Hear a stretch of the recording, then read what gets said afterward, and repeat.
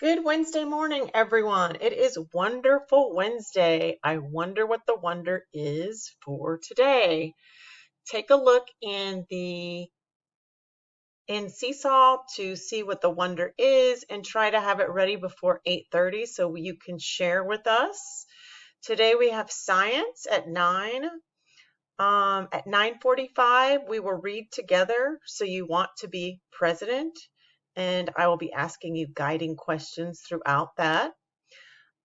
You will also have 2 vocabulary reader writer notebook pages.